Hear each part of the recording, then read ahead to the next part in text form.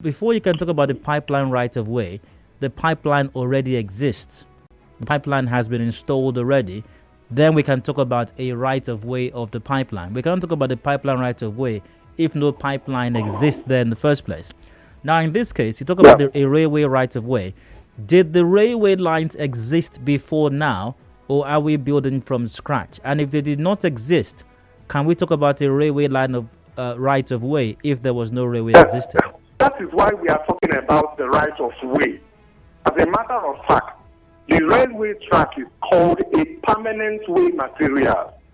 You can bear with me that railway track was there even before any structure came. So that is why right of way is being talked about.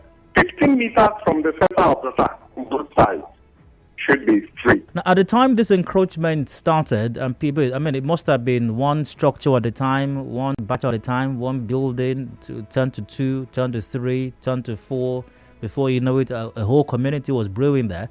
Did the Nigeria Railway Corporation not know that this was going on and making attempts to stopping it rather than letting people invest their resources in putting up those structures, knowing that one day we're going to demolish them anyways? Well, if you look at some of those structures, you would have seen some marks on them.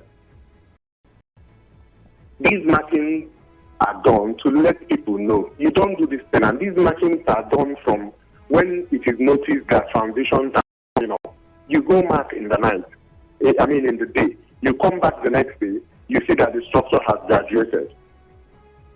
Do you understand? It's a challenge. I understand the pains that people are going through right now, but it's quite unfortunate. People have continued to erect structures where they are not supposed to erect structures on, and that is the unfortunate situation we have found ourselves. And this project needs to be on. And notices were given over a year ago. Let's get to your contribution. The question I'm asking primarily, should inconveniences felt by citizens be a hindrance to development? To the phone lines now. Hello, heartfelt welcome. Please go on. Okay, my name is Thank God. I'm calling from Uniport. A quick on the discussion. I don't think that what's going on should be a hindrance to the development that's supposed to be, especially on the railway. I don't know. Some people might not be informed. Hello? Yeah, go ahead. Thank God. Okay, some people might not be informed, but I can understand that by, interactions and conversations, a lot of people would come to understand that, look, what we're doing is wrong. And it will take we don't have a house, no shelter, and then they begin to build. And these are rights of way. This is a right of way. And it is for their safety, like the man has, earlier mentioned. So I don't think that should stop development in the country or in the state or wherever it is. The only thing is, like you just talked about compensation. And I think compensation will come when that's not already in existence, and then the railway corporation wants to take over, the land and all, and then they will pay compensation. But in the instance where this rail is already there, the right of way already exists, and somebody comes in to build, and I don't think you deserve any compensation whatsoever. Whether it is A or B, it is illegal. It is illegal. It has to be done so that other people, in fact, even in the places where people build houses close to high tension wire, electric poles and all, and you'll be waiting for when government will come or when there's disaster for you to leave.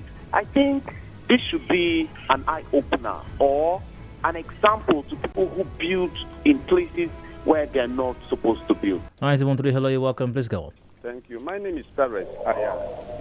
You see, when you tell people about government property, they will tell you, forget that thing. You see, I happen to live in Oyigbo, where the national grid exists, where the pipeline exists. When you tell them 15 meters, they thought it's 15 feet. Now, 15 meters is about 50 feet. Like their guest said, 15 meters from the middle of this thing to both sides 15 meters, which is, if you measure them, it's about 100 feet. So I know so many people don't know the difference between feet and meters. They are assuming 15 meters. Like that man that said over the radio that they kept the 15 meters. If you watch, it's not 15 meters, it's 15 feet. And 15 feet is not even up to anything. A meter is 3-point-something feet. So what are we trying to say?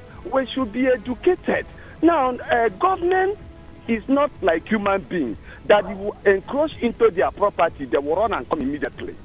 Government is a process. Government is more than one person.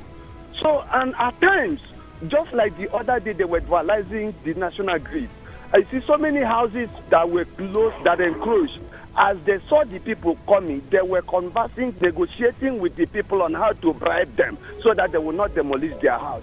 The people said they did not even come to demolish house, they should keep their money. But keep 15 meters. They are keeping 15 feet. Now, the day that the national grid will come to demolish houses, they will say government are bad. They will say nobody informed them. And this is something that has been in resistance for a long time. The same thing with pipeline. You see people encroaching, building very close to the pipeline, whereas they said 15 meters. So I think it's an eye-opener to everybody. Let them know that 15 meters is not 15 feet. 15 meters is about 50 feet. So let everybody carry that in mind. No, but everybody should stop complaining that government have demolished their house. So long as railway is concerned, it was not established by Nigerian government. It was established by the British government long ago.